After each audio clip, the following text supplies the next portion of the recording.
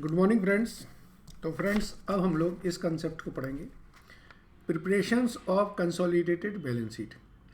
Friends, consolidated balance sheet में जो हमने फर्स्ट लेक्चर में समझाया था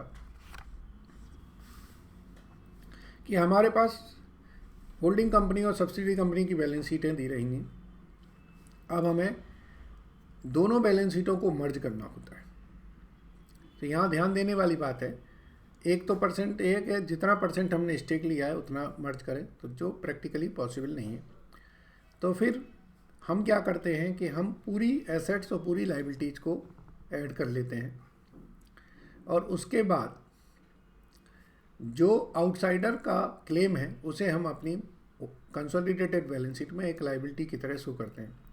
जो आउटसाइडर का क्लेम है वो हमारा TMI, टोटल माइनॉरिटी इंटरेस्ट के नाम से हम वर्किंग नोट 4 बनाते हैं, वो आता है।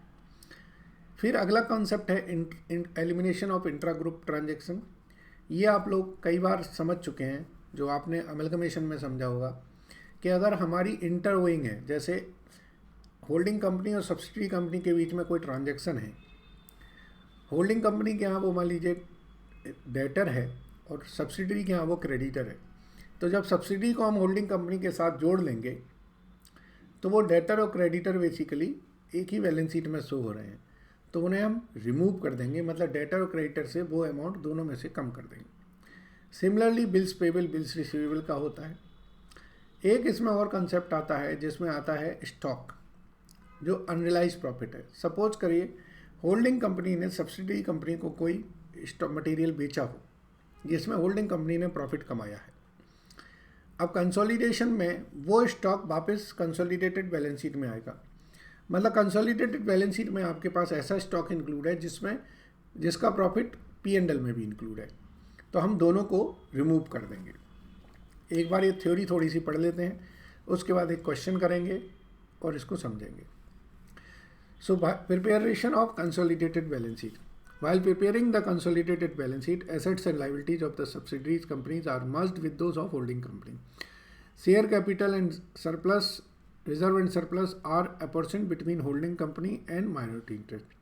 These items, along with investment of holding company and subsidiary, are not separately shown in the consolidated balance sheet.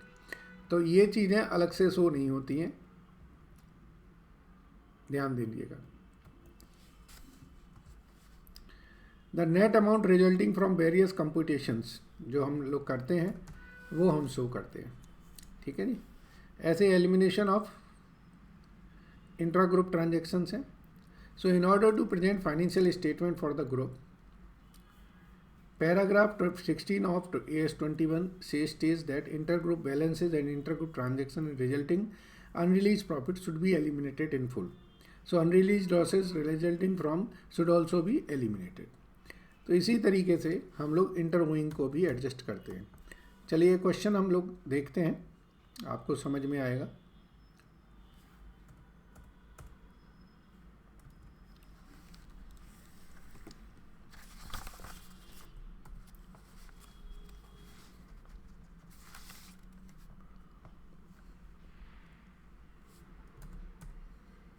चलिए अब हम इस क्वेश्चन को स्टडी करते हैं और इस क्वेश्चन से हम कंसोलिडेशन वाली एक्टिविटीज़ करेंगे, ठीक है। चलिए, from the following summarised balance sheet of H limited and its subsidiary S limited, drawn up at 31st March, prepare a consolidated balance sheet as at that date having regard to the following. क्या reserve and profit and loss account stood इतना on the date of acquisition. Machinery, book value, furnitures revalued हुए हैं on 1 April 2016 for the purpose of fixing price of it's shares. Rates of depreciation computed on the basis of useful lifes are as under. तो इन्होंने कहा एक तो revaluation हो गया है और ये पोजीशन दे रखी है। अब हमें निकालना है, कंसोलिडेटेड बैलेंस शीट बनानी है, ठीक है। कैसे बनेगी जरा समझते हैं। चलिए, so friends, consolidated balance sheet और इनके जो नोट्स हैं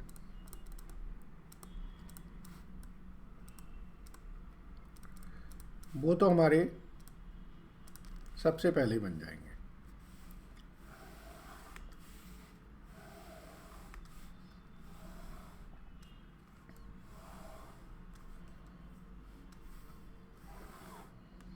ठीक है जी, फॉर्मेट लिख लेते हैं जल्दी से। ये शेड्यूल 3 का फॉर्मेट होगा, equities and liabilities,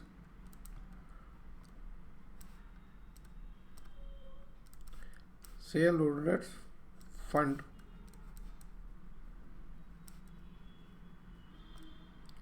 share capital, reserve and surplus. Number 2 में आता है हमारा माइनॉरिटी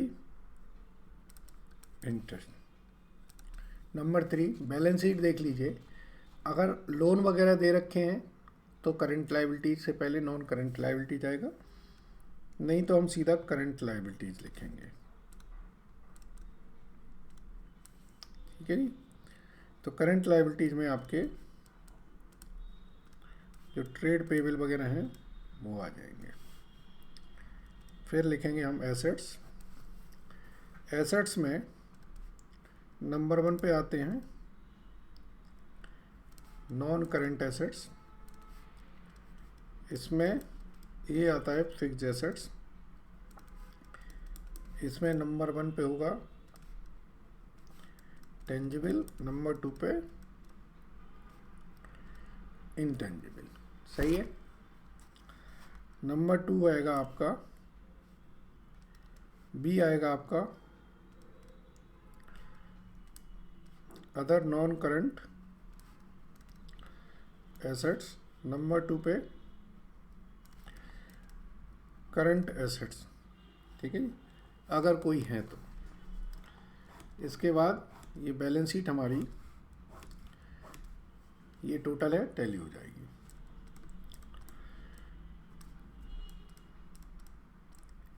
डन। चलिए यहाँ पर आपके नोट आ जाएंगे। नोट 1 आपका शेयर कैपिटल के लिए, नोट 2 रिजर्व सरप्लस के लिए, और बाकी जो नोट ज़रूरत पड़ेगी जैसे वो करेंगे। नोट 1 ये शेयर कैपिटल के लिए, नोट 2 आपका रिजर्व एंड सरप्लस के लिए। ठीक है जी, आगे के नोट्स हमारे यहाँ बनेंगे, तो उससे पहले हम अपने जो वर्किंग नोट्स हैं वो बना लेंगे। वर्किंग नोट 1 हमारा किसके लिए होता है? Capital profit. Working note 2 revenue profit. Working note 3 cost of control. And working note 4 total minority interest. ये 4 हमारे वर्किंग नोट हर होल्डिंग कंपनीज के लिए हम बनाते हैं। ठीक है, और यहाँ पर देखें होल्डिंग कंपनी का शेयर क्वेश्चन में दिया है 80% है। आप कहेंगे कहाँ दिया, तो क्वेश्चन देखें, पहले पार्ट में लिखा reserve and surplus on the date of acquisition is this, लिखा है ना 80% शेयर। तो हम लिखेंगे रिजर्व एंड सरप्लस की जब बात आ रही है तो हम वही चीज़ें लिखेंगे। चलिए, एक तो प्रॉफिट एंड लॉस का बैलेंस हमारा कितना है 15,000। रिजर्व का बैलेंस हमारा 25,000 है। आगे देखें, मशीनरी की जो बुक वैल्यू है वो 1,50,000 हो गई है, एंड वो 20,000 से 15,000 हो गया। मतलब 45,000 का फ़र्क आपका रिवैल्यूएशन से आ गया। तो मशीनरी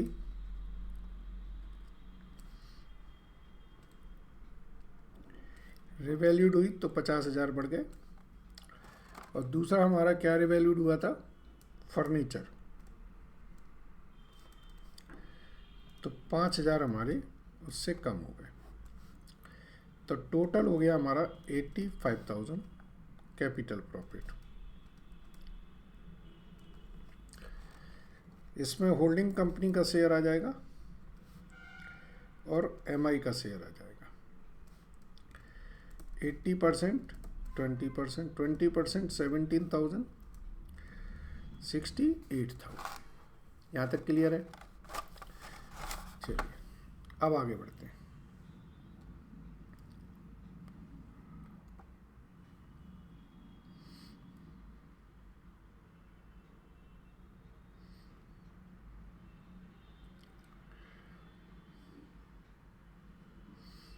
अमाउंट पेड कितनी है? हमने अमाउंट पेड की है 1,60,000।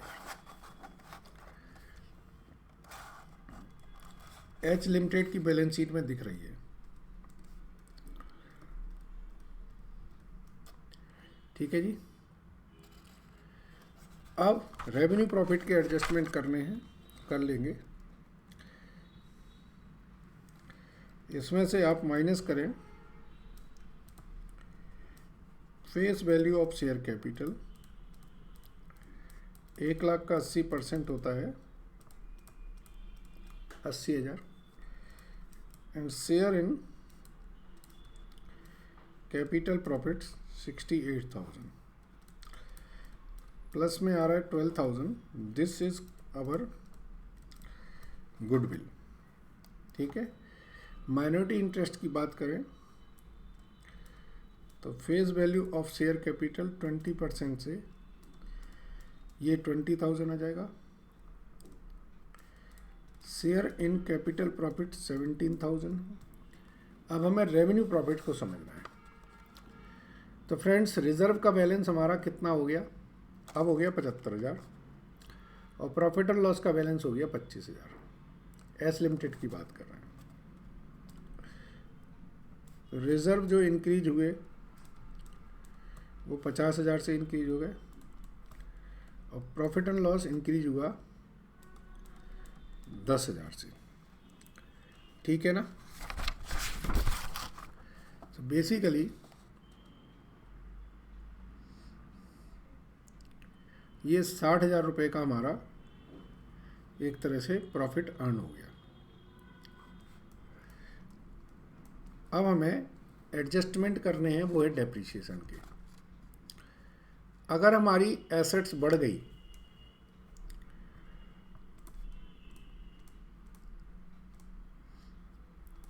ये समझने वाला है। जो मशीनरी है उस पर 10% से हमें एक्स्ट्रा डेप्रिसिएशन लगाना होगा और फर्नीचर पे हमारा 15% से डेप्रिसिएशन रिवर्स होगा। ये डेप रिवर्स करोगे क्योंकि वैल्यू कम हो गई है और ये आप एक्स्ट्रा डेप लगाओगे क्योंकि वैल्यू बढ़ गई है। ठीक है। तो ये आ जाएगा हमारा how much? 55,750। So holding company का शेयर 80% है और एमआई का 20% है। 55,750 ये आता है हमारा 11,150 and 44,600। So share in revenue profit 11,150।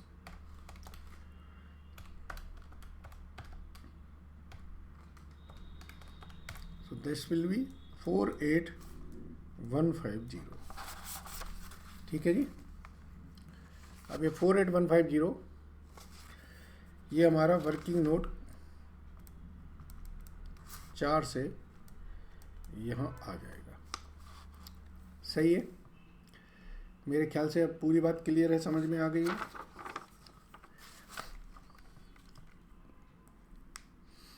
चलिए अब देखिए, अदर नॉन करंट एसेट्स हमारी जो हैं, इसमें कोई एडजस्टमेंट नहीं है तो ये जुड़ जाएगा।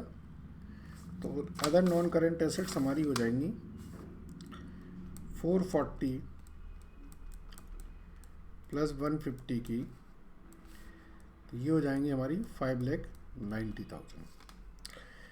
इंटेंजिबल एसेट्स में हमारी गुडविल आएगी वो 12,000 की, और टेंजिबल का हम एक नोट बनाएंगे, नोट 3। ठीक है। ऐसे ही ट्रेड पेबल में देखें तो ट्रेड पेबल में हमारे पास कोई और एडजस्टमेंट नहीं है, तो सिंपल सा ऐड कर दीजिए 1,50,000 प्लस 57,000, तो ये हो गया 2,07,000। ठीक है। शेयर कैपिटल में जो हमारी बैलेंस शीट दे रखी है उसी को लिखें। होल्डिंग कंपनी के कितने शेयर हैं? 6 लाख रुपए, और रिजर्व सरप्लस में जो इनके बैलेंस है, सो 6,000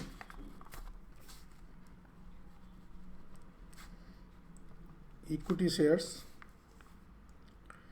@100, ये हो गए हमारे 6 लाख रुपए। रिजर्व एंड सरप्लस में P&L का बैलेंस हमारे पास कितना है? P&L का बैलेंस है H लिमिटेड का 1 लाख रुपए। इसमें जो रेवेन्यू प्रॉफिट में इनका शेयर आया था वो जोड़ देंगे। रिजर्व का बैलेंस इनका 2 लाख रुपए का है, तो ये हो गया 3,44,600। ये 6 लाख और ये 3,44,600। ठीक है। अब हमारा नोट 3 बनना है। तो नोट 3 हमारा टेंजिबल फिक्स एसेट्स का है, ये H लिमिटेड का और ये S लिमिटेड के। मशीनरी H लिमिटेड की है 3 लाख और S लिमिटेड की दे रखी है 90,000। अब इसमें रिवैल्यूएशन से हमने 50,000 मशीनरी में जोड़े और इसी के डेप 5,000 हमने कम किए, तो अब ये टोटल कितना आ गया?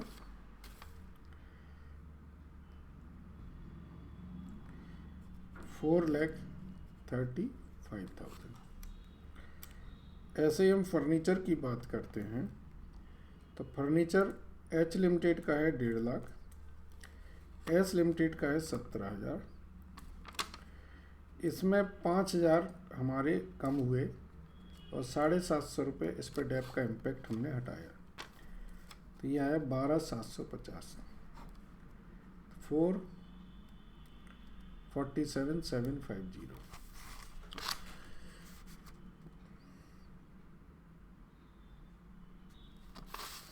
और क्या है?